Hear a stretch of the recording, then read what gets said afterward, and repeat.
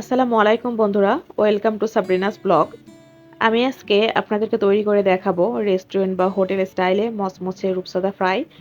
রূপচাঁদা মাছ তো এমনিতেই অনেক মজা, আর এভাবে ক্রিস্পি করে তৈরি করলে আরও বেশি টেস্টি হয়ে যায়। আপনারা চাইলে এই রূপচাঁদা ফ্রাই এমনি নর্মালি খেতে পারবেন, আবার ভাত বা পোলাওয়ের সাথেও সার্ভ করতে পারবেন। ফ্রাই করার জন্য আমি 2টা রূপচাঁদা মাছ কেটে পরিষ্কার করে ধুয়ে নিয়েছি। মাছগুলো আমি 2 সাইড থেকে এভাবে কেটে নিয়েছি, এতে মশলাগুলো খুব ভালো করে ঢুকে যাবে। এবার আমি মশলাটা তৈরি করে নিব। নিয়ে নিয়েছি পেঁয়াজ, রসুন, আদা, জিরা, ধনে বাটা, পরিমাণ মতো লবণ, হলুদ আর মরিচের গুঁড়া। দিয়ে দিব অল্প একটু সয়া সস, তবে বাসায় না থাকলে না দিলেও চলবে।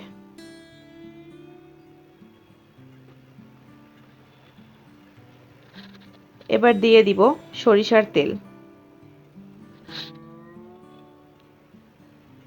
আর অল্প একটু লেবুর রস।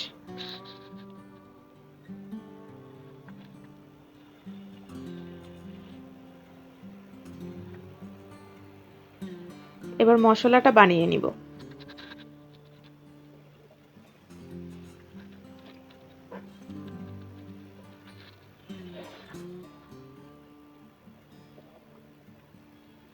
হাত দিয়ে মাছের 2 পাশে খুব ভালো করে মশলাটা লাগিয়ে নিব।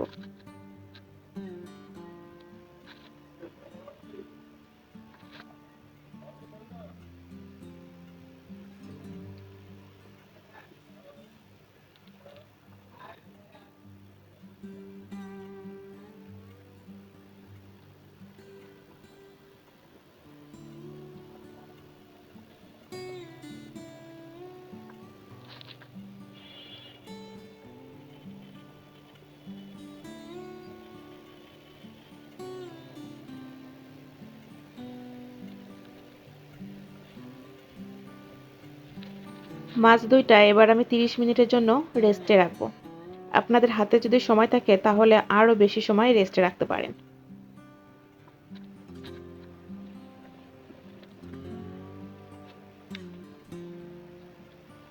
30 মিনিট হয়ে গিয়েছে। এবার আমি কোট করার জন্য নিয়েছি 1 টেবিল চামচ কর্নফ্লাওয়ার আর 1 টেবিল চামচ চালের গুঁড়া। তবে আপনারা চাইলে শুধু কর্নফ্লাওয়ার বা শুধু চালের গুঁড়া অথবা ময়দাও নিতে পারেন। মাছের মধ্যে পাতলা করে কোট করে নিব। বেশি ঘন করা যাবে না, ঘন হলে উপর দিয়ে পুড়ে যাবে আর ভিতরে মাছ কাঁচা থেকে যাবে।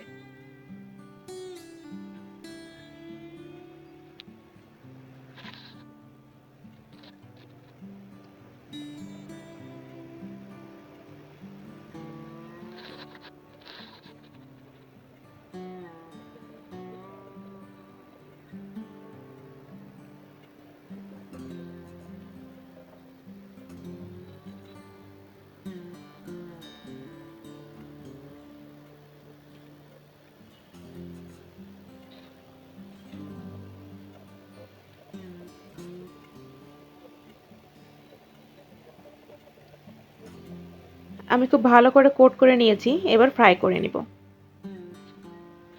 ফ্রাই করার জন্য তেল গরম করে নিয়েছি।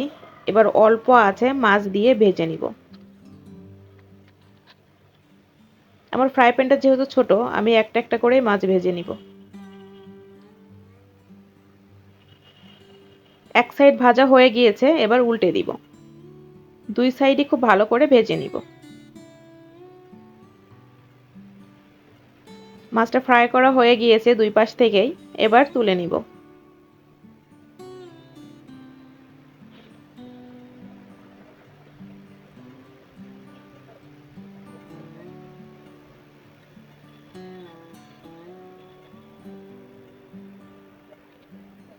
দেখতে কিন্তু অনেকটাই ক্রিস্পি হয়েছে।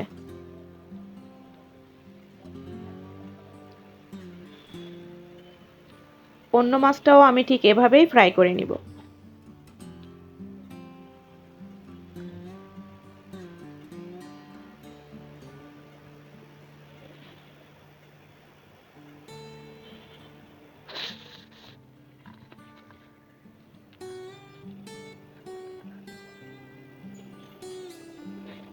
এটাও হয়ে গিয়েছে, এবার তুলে নিব।